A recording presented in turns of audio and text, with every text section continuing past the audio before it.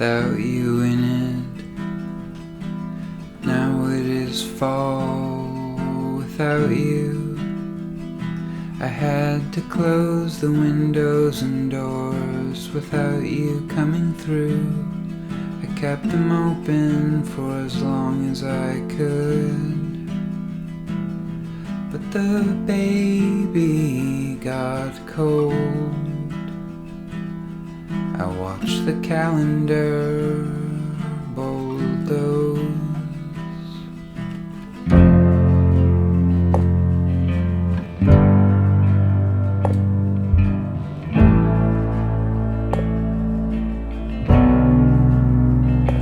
This whole past summer was a lingering heat wave, and I remember late August, our open bedroom window going through your things with the fan blowing and the sound of helicopters and the smell of smoke from the forest fire that was growing, billowing just on the edge of town where we used to swim. They say a natural cleansing devastation, burning the understory, erasing trails. There is no end, but when I'm kneeling in the heat, throwing out your underwear, the devastation is not natural or good. You do belong here. I reject nature. I disagree. In the hazy light of forest fire smoke, I looked across at the refineries and thought that the world was actually constantly ending, and the smell and roar of the asphalt truck that was idling just out the window, tearing up our street. I missed you, of course, and I remember thinking the last time it rained here you were alive still, and that this same long heat that I was in contained you. And in this same heat I opened the window next to you on your last morning, so you could breathe, and then so you could ghost away. And now so the room will hopefully stop whispering.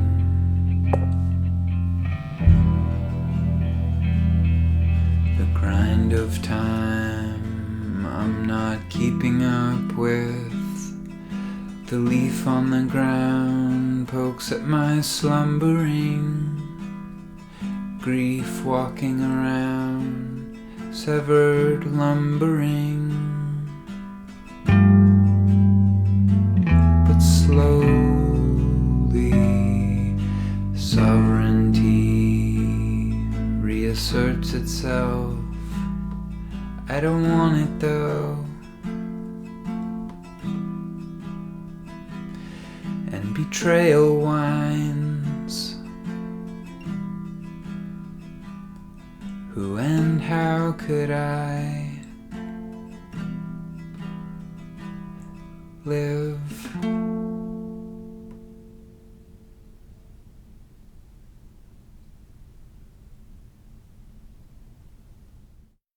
Death is real. Someone's there and then they're not. And it's not for singing about.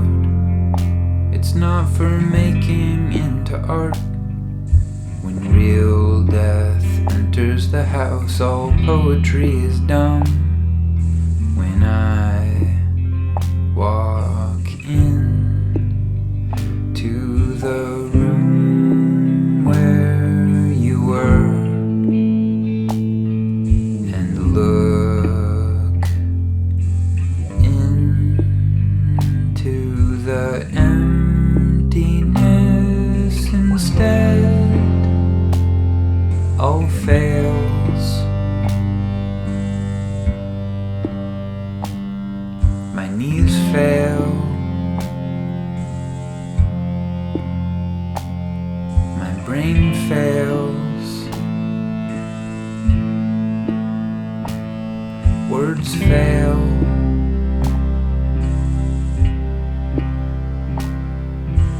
encrusted with tears, catatonic and raw. I go downstairs and outside and you still get mail.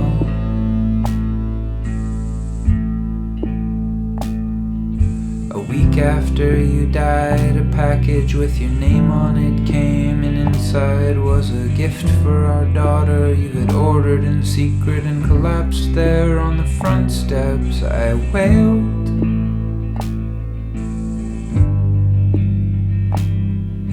A backpack for when she goes to school a couple years from now. You were thinking ahead to a future you must have known deep down would not include you, though you clawed at the cliff you were sliding down, being swallowed into a silence that's bottomless and real.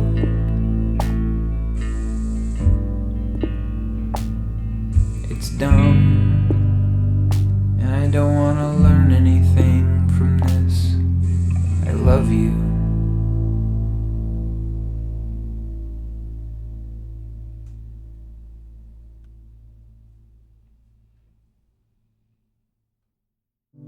Slow pulsing red tower lights across a distance, refuge in the dust. All my life I can remember longing, looking across the water and seeing lights. When I was 5 or 6, we were camping in the islands in July. The tall yellow grass and the rose hips fragrant after sunset, island beyond island, undulating and familiar, not far from home, with my fragrant whittled cedar driftwood dagger in the mildew canvas tent. I saw fireworks many miles away, but didn't hear them, and I felt a longing, a childish melancholy, and then I went to sleep, and the aching was buried, dreaming, aging, reaching for an idea of somewhere other than this place that could fold me in clouded yearning. For nowhere actually reachable, the distance was the point.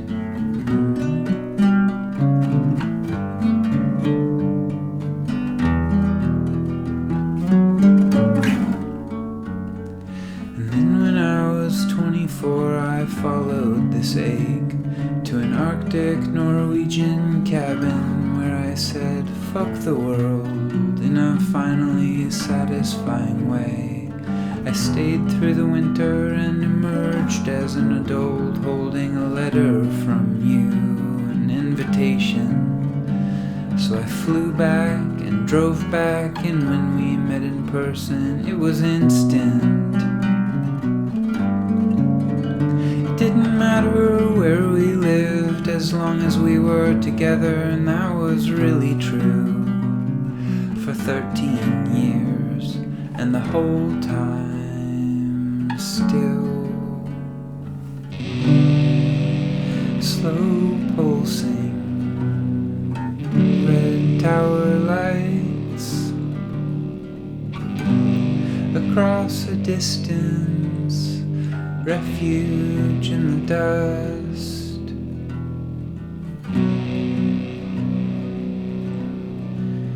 In January you were alive still, but chemo had ravaged and transformed your porcelain into some other thing, something jaundiced and fucked.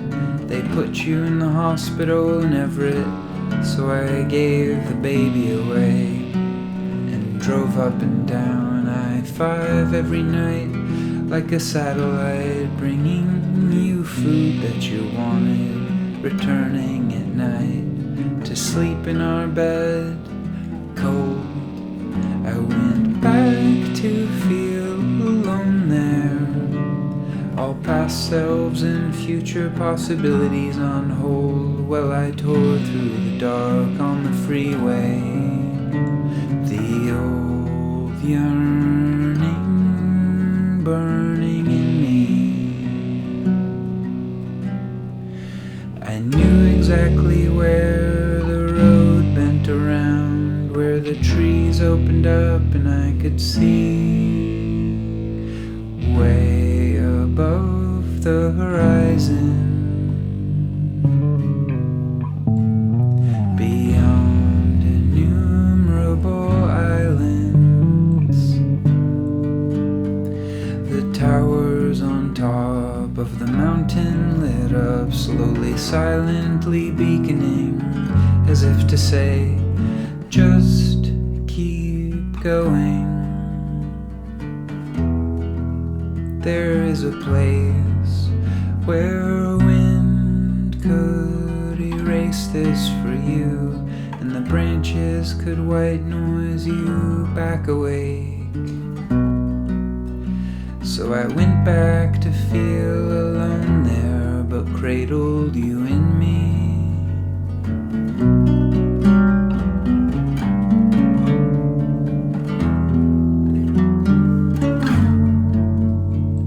In the National Gallery in Oslo, there's a painting called Seria Moria.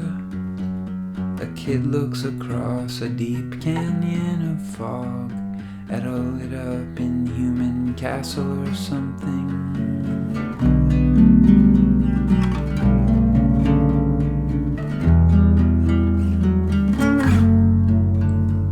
I have not stopped looking across the water from the few difficult spots where you can see that the distance from this haunted house where I live to Seria Moria is a real traversable space. I'm an arrow now, mid-air,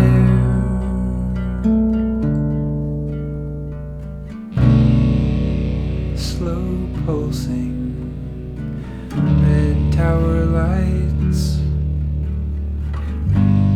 across a distance, refuge in the dust.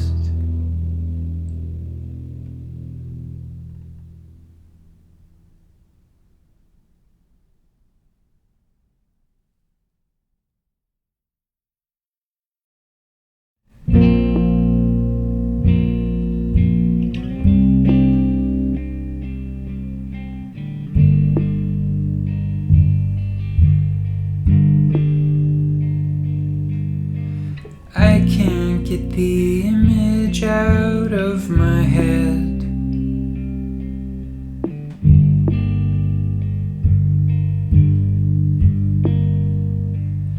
of when I held you right there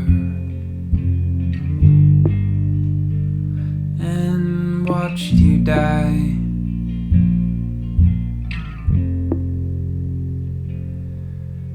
Upstairs in the back bedroom of our house where we have lived for many years.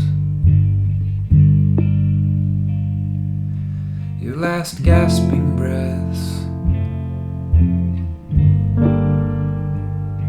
I see it again and again. As the breeze blew in,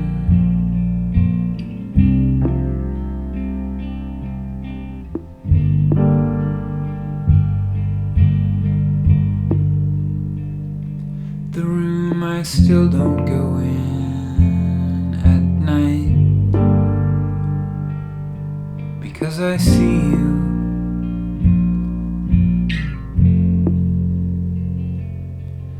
Your transformed, dying face will recede with time, is what our counselor said, who we walked to every Monday, holding hands, slower every week with your breathing, until we had to drive.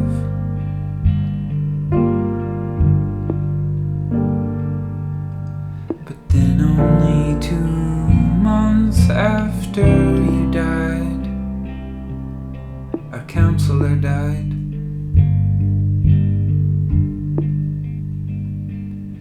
All at once, her empty office with no light on, as if her work was done.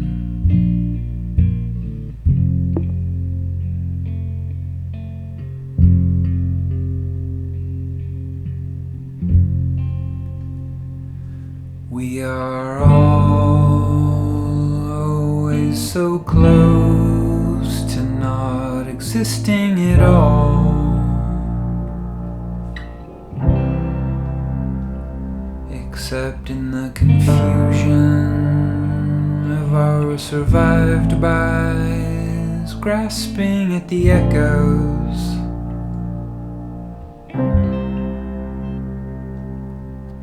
Today our daughter asked me if Mama swims.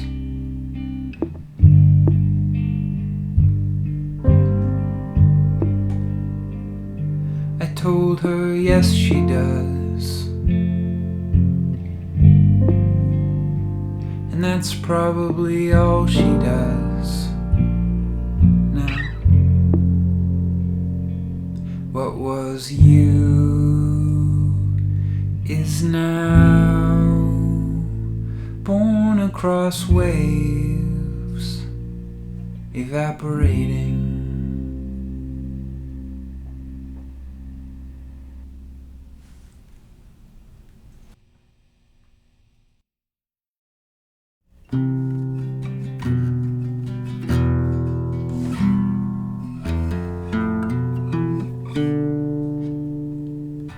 When I take out the garbage at night, I'm not with you then exactly. I'm with the universe, and with the lightning and thunder coming in over the mountains. But when I walk back into the house,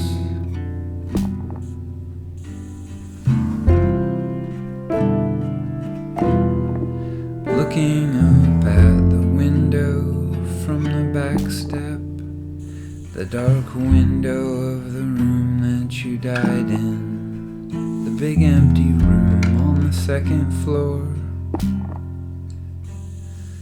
Cold because I won't close the window, just in case something still needs to leave. I stand in the yard and look up.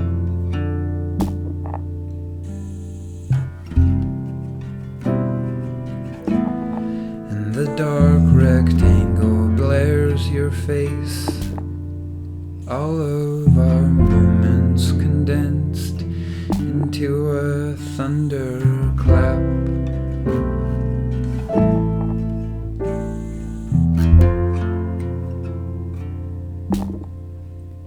When I take out the garbage at night and then have to go back in and live on,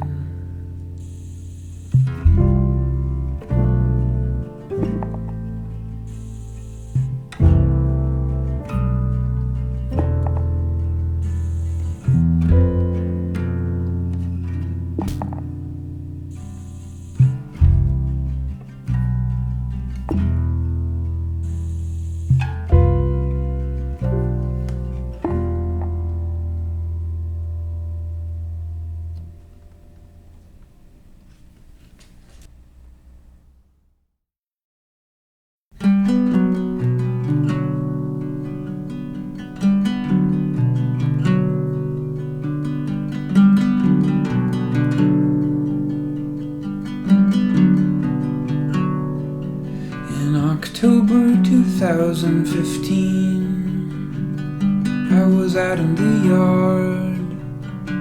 I just finished splitting up the scrap 2x4s into kindling. I glanced up at the half-moon, pink chill refinery cloud light. Two big blackbirds flew over, their wings whooshing and low. Two ravens, but only two. Their black feathers tinted in the sunset.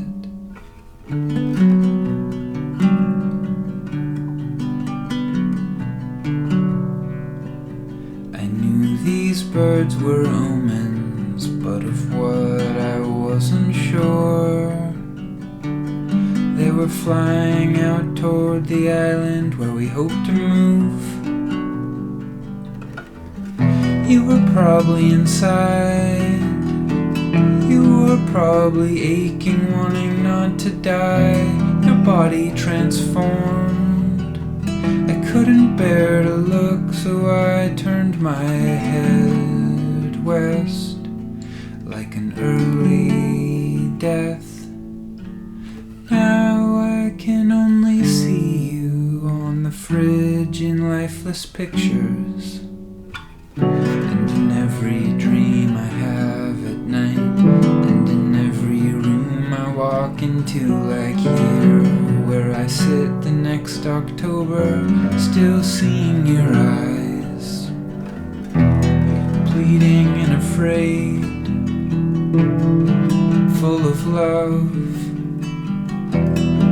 calling out from another place because you're not here. I watched you die in this room, then I gave your clothes away. I'm sorry, I had to, and now I'll move.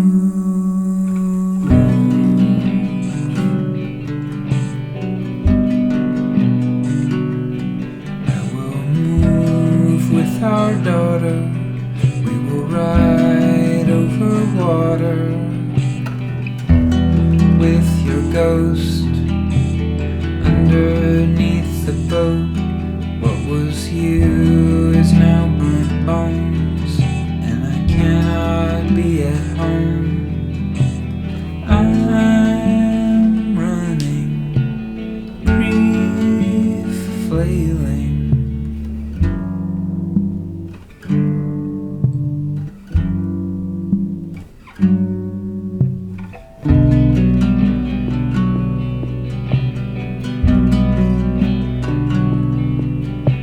The second time I went to hide, it was just me and our daughter.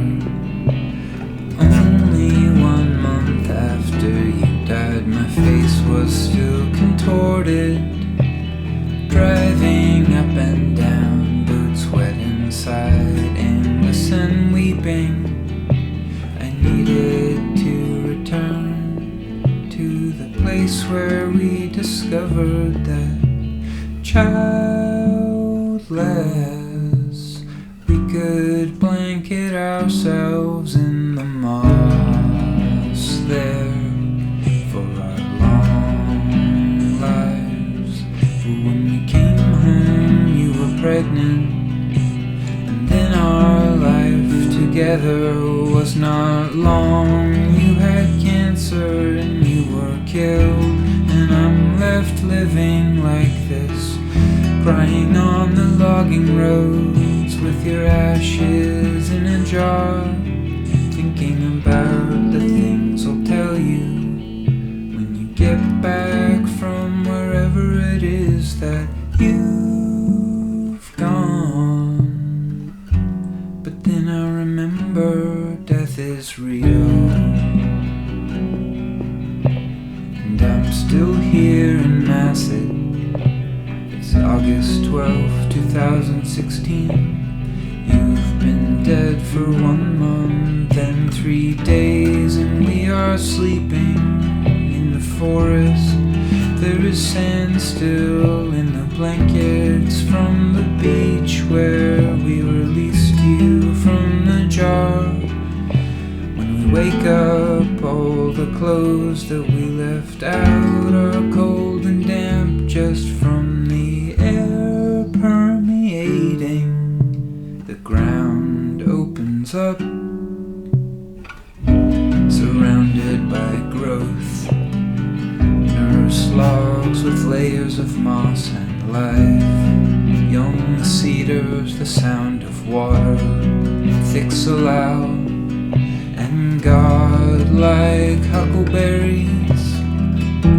The ground absorbs and remakes whatever falls.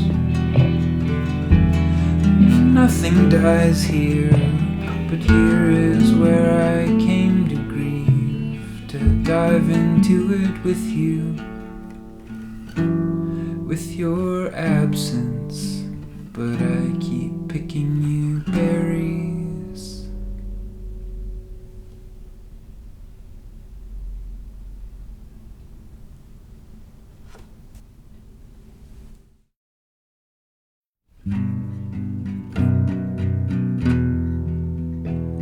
Our daughter is 1.5. You have been dead 11 days. I got on the boat and came to the place where the three of us were going to build our house. If you had lived, you died though, so I came here alone without a baby in the dust of your bones.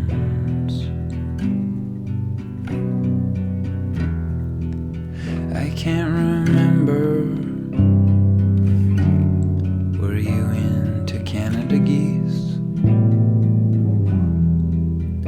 Is it significant, these hundreds on the beach? Or were they just hungry for mid-migration seaweed?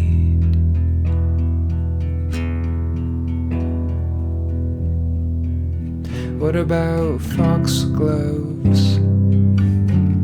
Is that a flower you liked? I can't remember. You did most of my remembering for me. And now I stand untethered in a field full of wild foxgloves, wondering if you're there, or if a flower means anything. And what could anything mean in this crushing absurdity? I brought a chair from home. I'm leaving it on the hill, facing west and north, and I poured out your ashes on it, I guess so you can watch the sunset. But the truth is I don't think of that dust as you.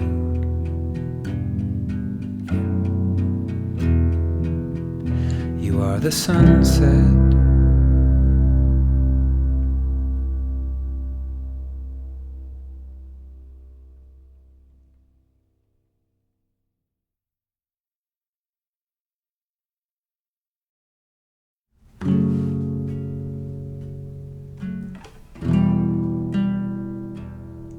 Sweet kid, what is this world we're giving you? Smoldering and fascist with no mother. Are you dreaming about a crow? In the middle of November, we went back into the woods right after breakfast to see if we could see this past August's forest fire zone. On the hill above the lake, the sky was low and the wind cold. The trail was closed at the barricade night I stood listening. In my backpack you were sleeping with her hat pulled low. All the usual birds were gone or freezing. It was all silent except the sound of one crow following us as we wove through the cedar grove. I walked and you bobbed and dozed. Sweet kid, we were watched and followed, and I thought of Genevieve. Sweet kid, I heard you murmur in your sleep. Crow, you said, crow, and I asked, are you dreaming about a crow? And there she was.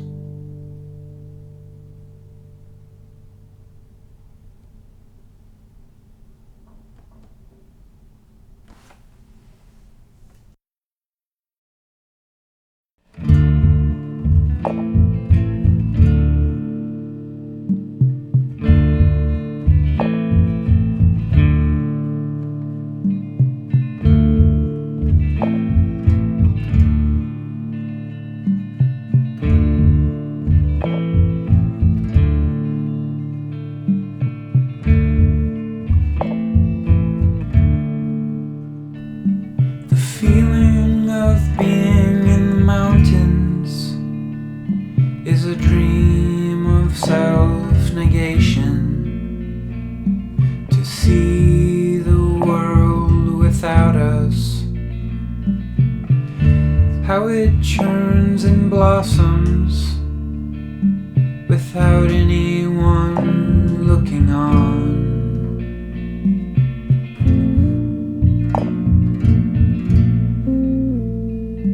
It's why I've gone on, and why I've climbed up alone. But actual negation, when your person is gone, and the bedroom door yawns.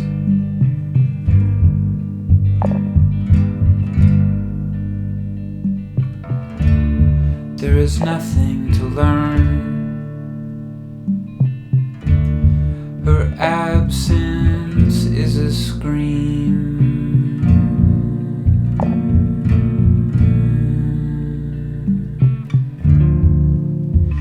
Saying nothing.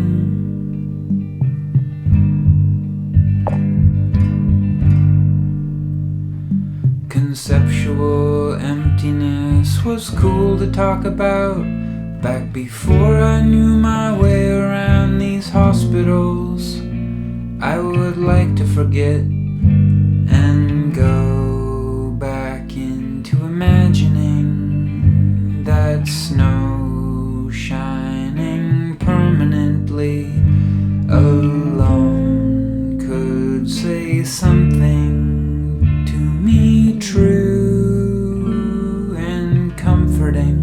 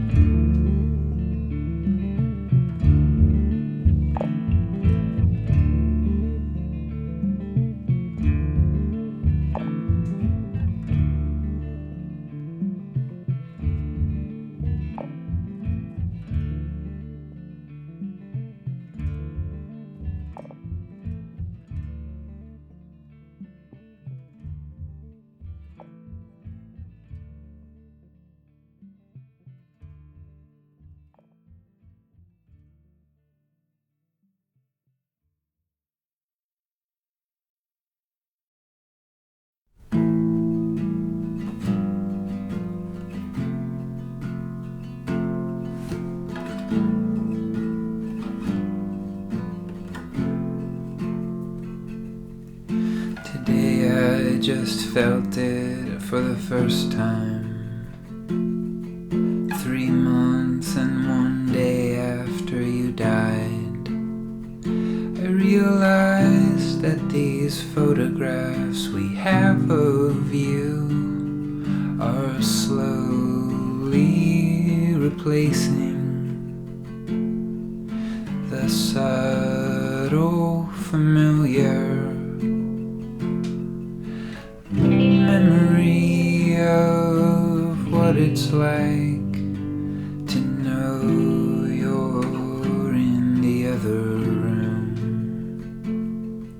to hear you singing on the stairs, a movement, a pine cone, your squeaking chair, the quiet untreasured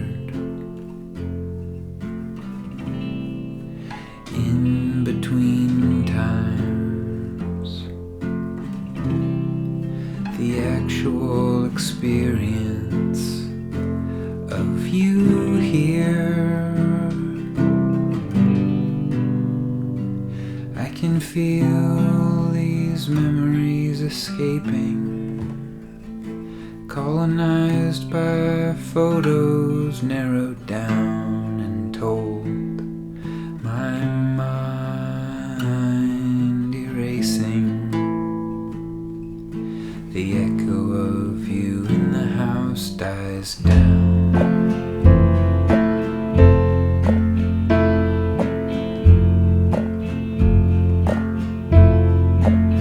October wind blows, it makes a door close.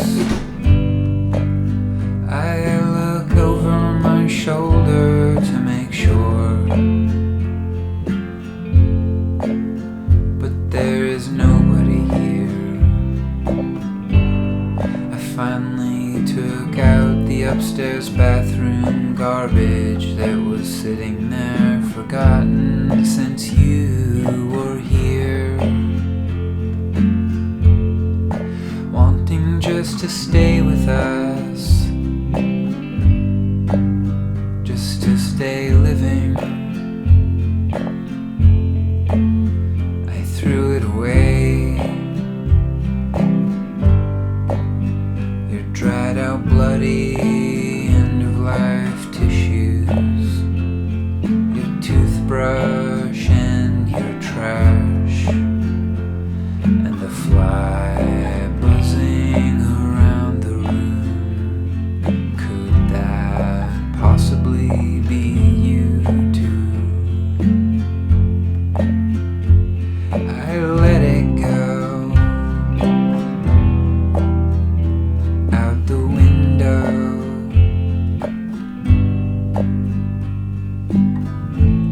It does not